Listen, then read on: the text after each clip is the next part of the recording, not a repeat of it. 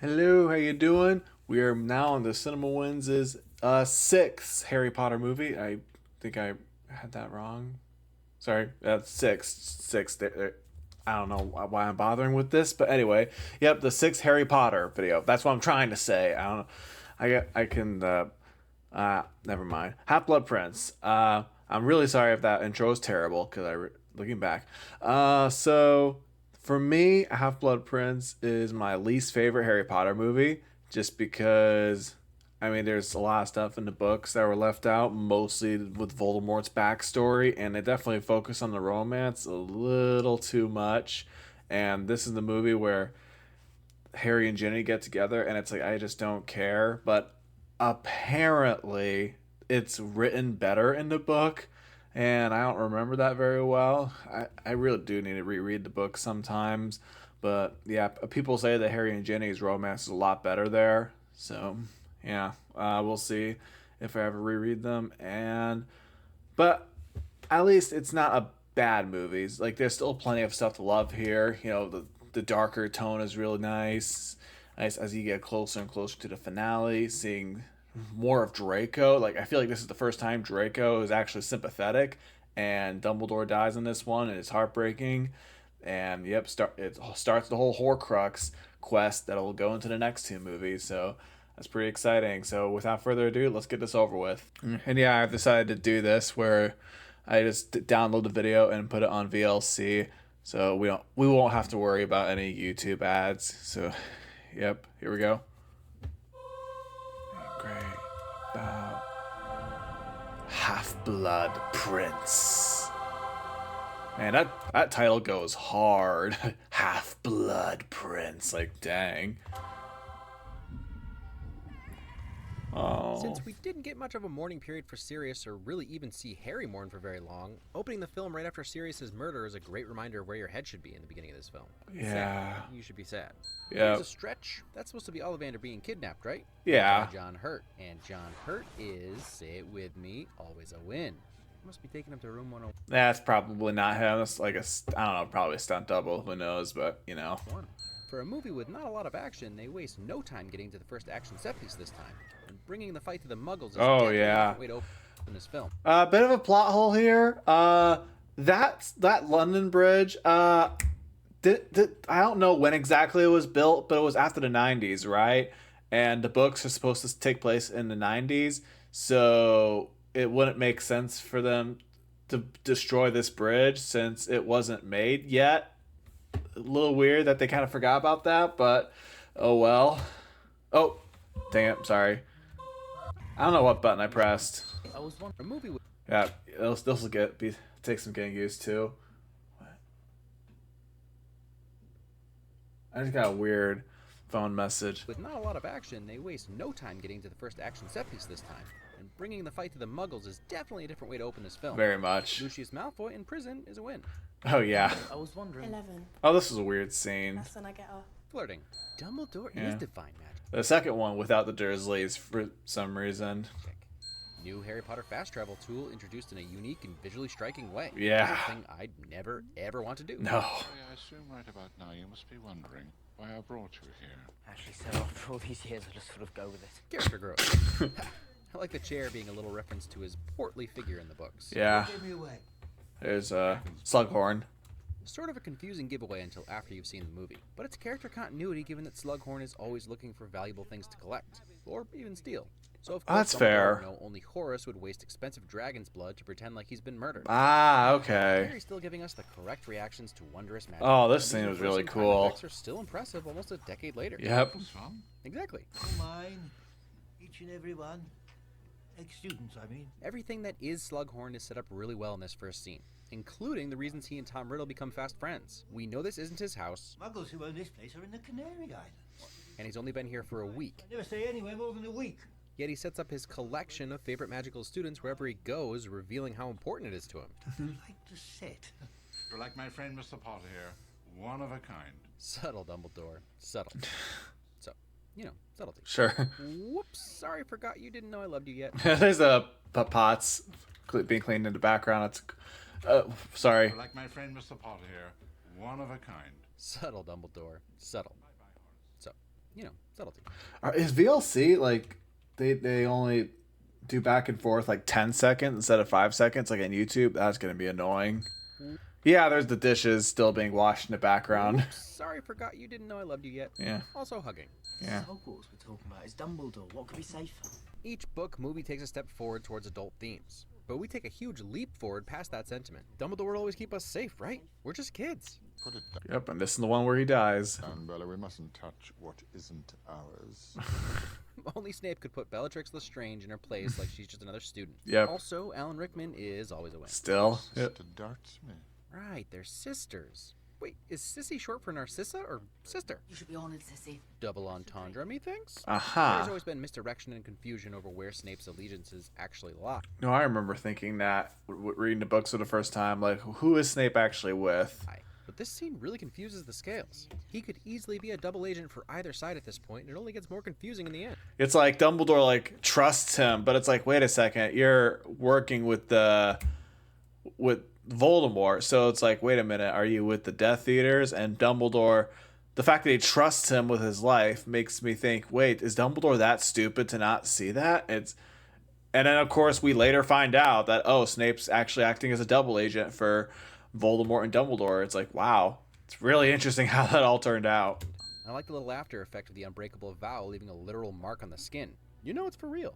Cool. Exactly where Umbridge belongs. I choose to believe the real Umbridge is trapped in that toy. Well, sadly not, but since she's in the next movie, but oh well. Are you not currently dating Dean Thomas? To have to compete with a future lawyer who's like super tall now. Oh wow, was he that tall before? How much for me?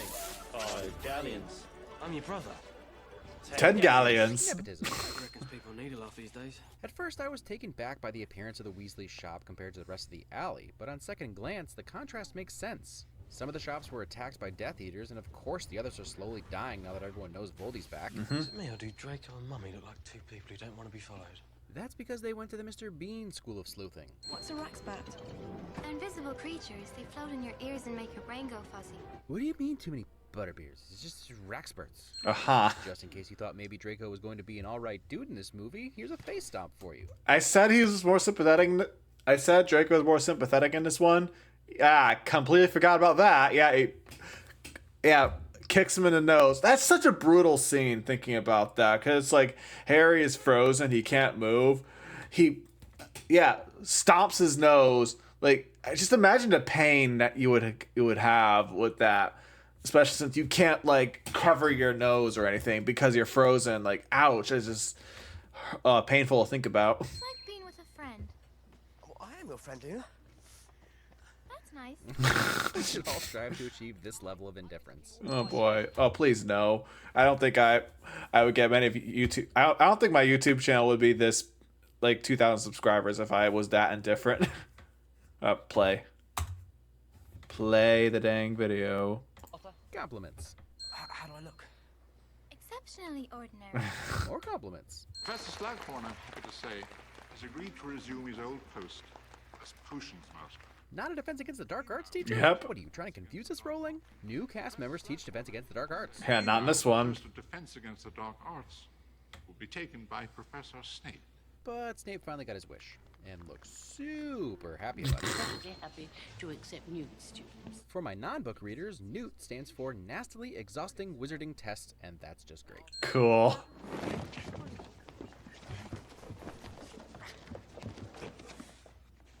Terribly tricky to make. You would know, Hermione, you little potion kitty cat. For example, I smell freshly mown grass and new parchment and And Ron Weasley.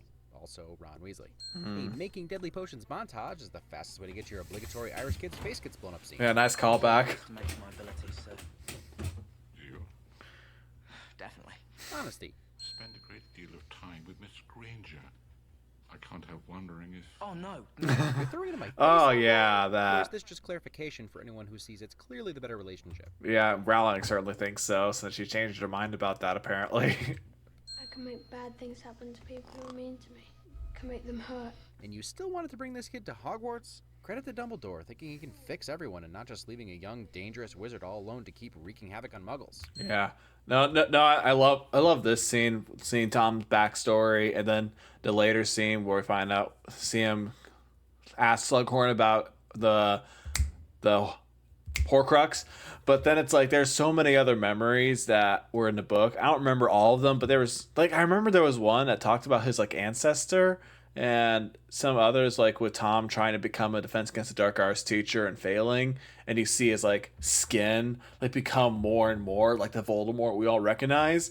It's like they cut so much of that out in favor of just a bunch of romance that nobody cares about. Like, cool. Can you tell? I also know this one in particular came out around the time Twilight was coming out, all those movies. So maybe that's why, because they saw, oh, Twilight is teenage girls are coming to see it because of all the romance. We gotta do some of that too, even though these movies are already doing fine on their own and have been for a while. But oh well. And smart of Dumbledore to use fire, a destructive force, to seduce Tom, and his face says it all. Oh yeah, that face. Slughorn will try to collect me. Do you want me to let him? Yes. Continuing to take developmental strides forward, this is one of the first times that Dumbledore has come right out and straight up asked Harry to do something untoward. Very A nice. tryout montage is the fastest way for Hermione to do something totally unethical, but for love. Oh yeah. And let's just say Adam Crowley's lucky he only has one unreal girl to flirt with this year. Is that a pop culture reference? I don't know.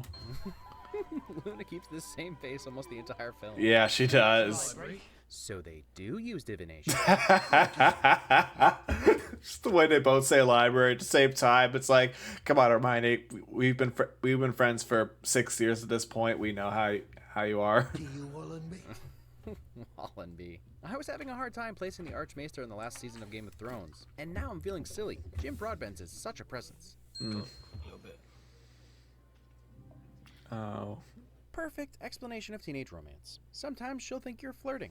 Sometimes she'll be mortified. Then sometimes she'll drop a hint so hard you have to be daft to miss it. Here's why you snugging me. Would you expect her to get up and leave? You figure it out. Goes the other way too. In fact, some boys would even think this is flirting.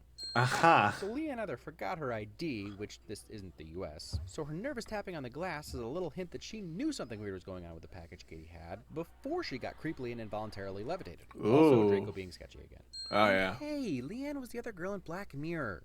You know, 15 Million Merits, the one that wasn't Sybil Crawley. Oh, Sybil. Huh. She was in Black Mirror. I don't know what he's talking about. Ugh, I'm depressed now. You know, she's got nice skin. Skin. Saying Dean's dating my sister because of her skin. What's that music? Mine has got nice skin. When your pillow talk about girls takes a turn into Buffalo Bill territory. My parents. I know that name. Where do I know that name from? Is that from Silence of the Lambs? Buffalo Bill? I think I might know. That is Silence of the Lambs, right? I just watched that movie recently. Hold on. Oh, that's not what I just looked up Buffalo Bill, but I got An American Soldier. That is not what I thought. Okay. Is he a movie character? But what's the villain in Silence of the Lambs names? Not Hannibal Lecter, I know him, but the other guy. Oh, it is Buffalo Bill. I thought so. Huh, okay. Sorry for that tangent. It's a dentist's. Oh, Is that considered a dangerous profession? dentist. Sadly, it is technically a dangerous profession, but not nearly as dangerous as the pervasive suicide rumors say it is. Aha. It's on the list, but not the top, so feel free to go into dentistry, kids. Just protect your fingers. And that's been your CinemaWins Guidance Counselor public service announcement for the week. One Nice. Bobby Fenwick did bite my father once. But also, HIPAA, Hermione. Man, Not usually lit. politeness. Just in time for dessert? That is, if Belby's left you any. Appreciating your own comedy. What kind of self-indulgent idiot would do that? Yeah. Hold on. I feel like I know what that said. That text just popped up briefly. Hold on. I want to see if I can catch it. Appreciating your own comedy. What kind of self-indulgent Hold on. idiot would do that? If Voldemort That did say. doesn't make I had a feeling that said me, but I think I got it. the shelf, sir. This film is also the first time Harry really goes out of his way to be a little impertinent and direct. Radcliffe plays it great. You can tell his confidence is feigned, but he hides it well. Very Now that's nice. the Gryffindor spirit. Oh yeah. Just lions, you know? Yeah.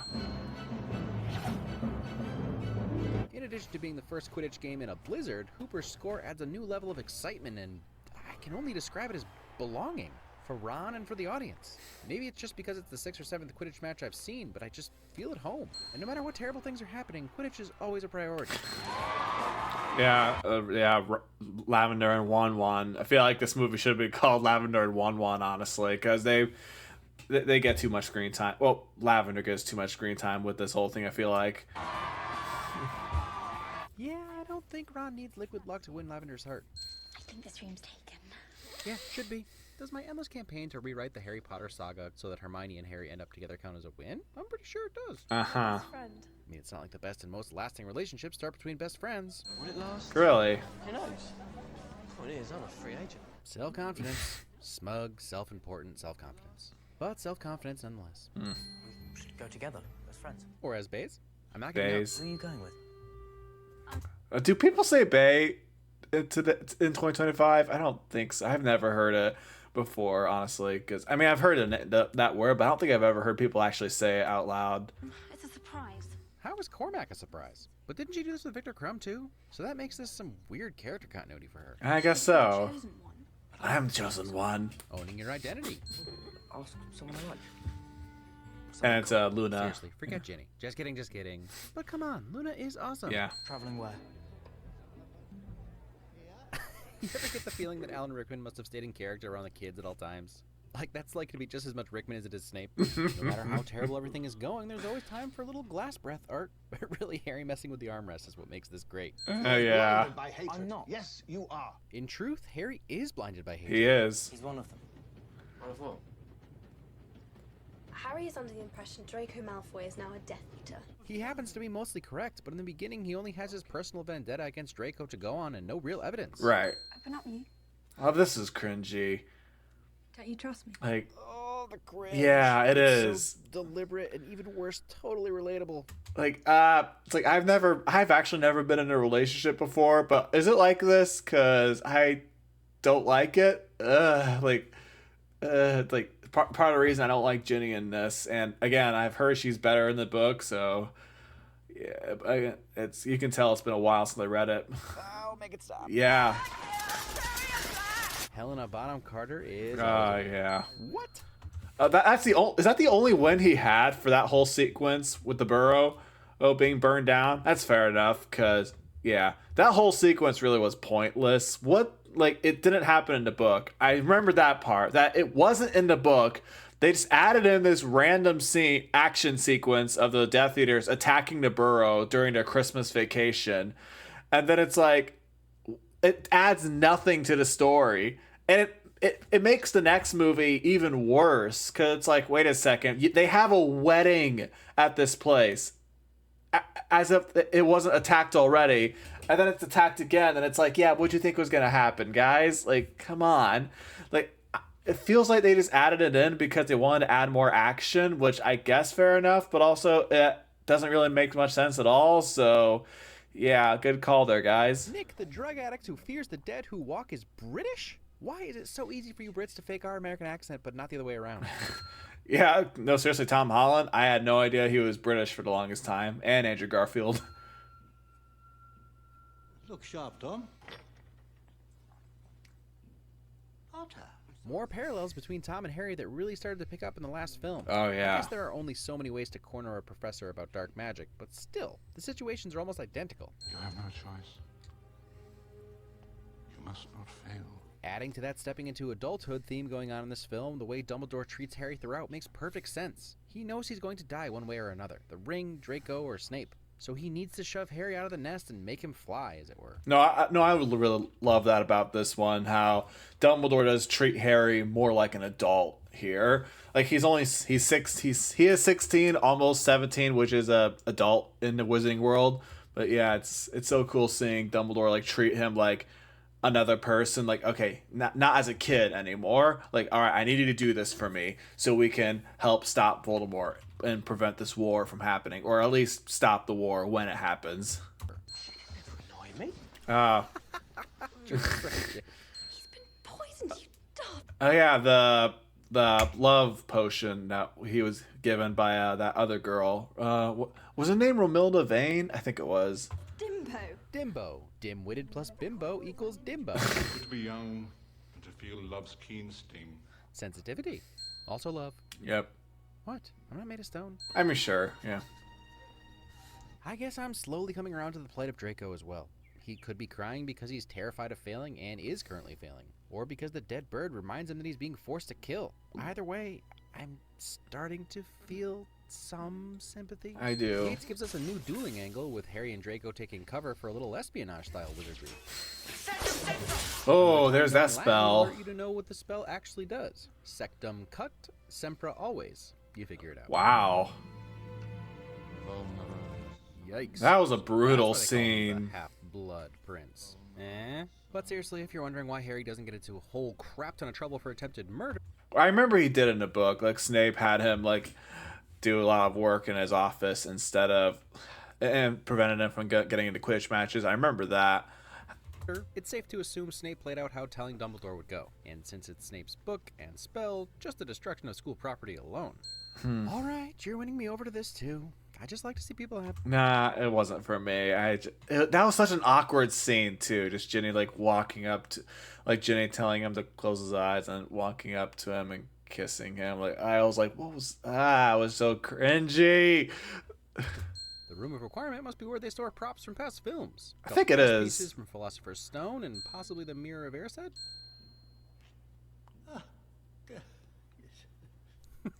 Articulation. I feel it's the place to be. Oh no, there's liquid luck. You know what I mean? Felix Felicis, aka cocaine. Hey. This may just be Radcliffe's best performance in the series so far. Might this be. entire scene where he seems to just relax a little goes a long way in making us believe he drank a luck potion that's pulling him around by the belt. There is the misunderstood creature spiders are. Yeah. Nah, I understand them just fine. If they don't fit under my shoe, I'm running away. I'll give you some credit for the design of this beast, though. Yeah. It kind of looks smaller in this one than it was in Chamber, but oh well. Not that, yeah. Felix Felicis is a hell of a drug. Very much. So long and then suddenly, poof. Jim Broadbent is probably my favorite part of this film, but he really just owns this scene. The agony and shame in his face is unmistakable and heartbreaking. I think there was a little confusion about what Dumbledore means when he says, It's beyond anything I imagined. I'll admit to being a little confused as well, I remember CinemaWins being confused by that. but I believe he's surprised by the number of Horcruxes. That's exactly what I thought too. Which makes Like there's 7 Horcruxes? Like dang, dude. sense when you think about it. 1 or 2 wouldn't be a huge deal, but 7? And that's not even talking about Harry being one of them yet. So I thought you couldn't operate within Hogwarts. Well, being Me. That's privilege. Badass good guy. I mean, I know he couldn't do that in the book, but oh well. The design of the interior of the cave is another distinct Harry Potter location that stands out against the rest, with the translucent, crystal-looking rocks forming the island and the black water we're shown glimpses of as they advance. Very nice. Gut-wrenching scene. Oh yeah. Poor Harry having to watch his Oh, this was a hard scene to watch. Yeah, but for good reason. only father figure left go through just about all the emotions adults generally try to hide from their children, and Harry needed to be the instrument of that pain. Ugh. And such a tense buildup. The way Dumbledore's light flies around the room, changing the shadows on his face, the glimpses into the dark water make us uneasy even after the potion is gone. Hard part's over, right? But you know it's not over. The silence is too silent. And then a bunch of Gollum-looking skeletons throw Harry into the water. Oh, and on bad, yikes. the Inferius are huddle in the corner bed. That was, Dumbledore's to yeah. rescue again with Heck the coolest looking yeah. mechanism. whatever happens, it's imperative you stay below. Even now, staring his own death in the face, he puts Harry's fate and the fate of the world ahead of himself. Yep. Has to kill you. He's gonna kill me.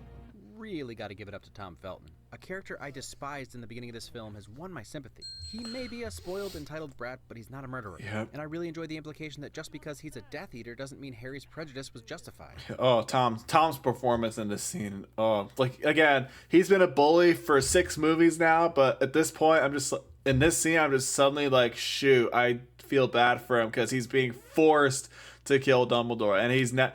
He's been a bully before, but he wasn't a murderer before this, you know. Oh, and it's just so cool seeing that Tom's coming back for the Cursed Child. Oh, again, Broadway, I think, like because he really killed this role. The best part about this reveal, at least for non-book readers, is that every Draco scene was one long red herring. We're meant to believe that Draco's task is simply letting the Death Eaters into Hogwarts through the Vanishing Cabinet. Severus. What a moment. To the Death Eaters, Dumbledore's begging for his life. Only Snape knows he's begging him not to let Draco become a murderer, which obviously makes it self-sacrifice. Yep. Whether the ring was killing him or not, which obviously it was. Yep. And the fact that Dumbledore, of course, we now know that Dumbledore told Snape, you have to be the one to kill me. And Snape was all like, no, I don't want to do that, because it seemed like they were friends. Oh man, and the way Alan Rickman says this about a Kedavra, you can just tell there's some regret in his voice, because he's like, I don't want to kill my friend here, because of what we know now. Man, what a shock! It's like first season of Game of Thrones shock for people who didn't read these books, or those books, I guess. Fight back, you coward! Another killer scene where Harry and a lot of the audience can only assume Snape has been revealed. How could killing Dumbledore possibly be the action of a good guy? I remember thinking that too. It's like after I read that part, Snape killing Dumbledore, I was like, oh, it's confirmed. Snape's a bad guy. There's no way he's a good guy now. And then we get the tale of the prince later. The prince's tale, right? That's what that chapter was called. Get that later in the next book. I was like, oh wow. Even in the saddest moment of the series so far, we get a beautiful illustration of light overcoming the darkness. Do you think he would have done it? Draco? No, he was lowering his wand. And credit to Harry for finally coming around and realizing he was at least partially wrong. I'm not coming back, Hermione. Don't really think you're going to be able to find all those Horcruxes by yourself, do you? It's always good to see Harry be reminded that he needs his friends, and they're willing to help him even if he's constantly trying to murder them. Yep. Some beautiful cinematography in this ending, even if it's probably the most depressing yet. Oh no, I think that next movie might be just a bit more depressing, but at least the one after that is a lot more hopeful. Yeah, so forget what I said about Half-Blood Prince being lighthearted. I said I wasn't sure, so cut me some slack. Sure. And also forget about Goblet being the least accurate book adaptation. Things were again changed and left out, and I know a lot of the readers were upset. Yep, I was definitely upset by how much of Voldemort's backstory was cut. Again, it seemed like they were substituting that for so much of the romance that I didn't really care for. No astronomy tower battle, Ginny and Harry's kiss takes place in pretty much the opposite location, and Harry is not Petrificus Totalis under his invisibility cloak during this scene. Oh yeah, that did happen, yeah. He just stands there. But I feel like it makes sense in this film. It adds to the confusion of Snape and follows a motif that's heavy throughout the film. Dumbledore continually asking Harry to trust him unconditionally. And this time, as far as Harry's concerned, it doesn't work out. Right. The astronomy tower battle would have taken away from the war in the next film, and taken away from the gravity of Dumbledore's death. I actually agree with that. I know some people were upset about the astronomy tower battle not being in this, but I actually agree with that. The fact that this is right after Dumbledore's death, and we still have to feel sad for it, so I'm fine with it not being in this. And then, but at least we do have the Battle of Hogwarts in the next movie, but next two movies technically. It's weird. I see the Deathly Hallows movies as both just one movie, but you know. Dumbledore's funeral was another one of the bigger pieces missed. Oh, that too, yeah. Yeah, sure. But also one where this scene captured enough emotion to excuse its absence. Yeah, I'd say This is one so. of the most moving scenes in the series up to this point. The score swells and draws you right into the sorrow everyone feels for such a terrible loss. He was given the reverence he deserved. Yates spends just enough time lingering on the sullen faces before a little light shines through. For David Yates' second outing, I thought he did well, especially keeping the audience intrigued without a lot of the magic action scenes that are usually a large part of the runtime. He ended up playing it more like a spy mystery, with Harry constantly dropping eaves on everyone around him. It was One little cool, technique yeah. he utilized that I really enjoyed is something I like to call, oh, there's Malfoy. He does it a number of times, and it's an interesting way to shift the story to Draco's progress, especially when Draco has very little to actually say. Yates also uses a couple first-person shots or hidden camera shots that add a level of dread to Diagon Alley in tense scenes. Cool. But it wasn't all terrible depression and death. The heart and wonder of the Harry Potter universe is still there with some carefree magical moments. Yeah. For a movie that contains the death of Dumbledore, even he, a man who knows that the ring is killing him, he's still enjoying life. You love knitting patterns. That's And there's also true. some great comedy. What's the matter with Wemby? A few of my favorites were when Harry was high on luck. Surely you Hi, realize I'm not unlock. allowed to go roaming the grounds by yourself. Well, then by all means, come along, sir.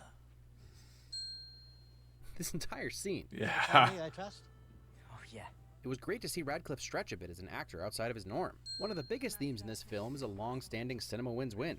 The idea of self-sacrifice comes up quite a lot. Right in the beginning, Harry sacrifices any chance at a date with a diner girl to go with Dumbledore. Ah, yeah. Snape takes the Sure. onus off Draco in killing Dumbledore, and obviously Dumbledore sacrificed himself at Snape's hand, so all doubt about Snape's allegiance would be eliminated in Voldemort's mind, and that the Elder Wand would answer to Snape, or nobody, since he wasn't actually defeated, instead of literally anyone else that may have killed him.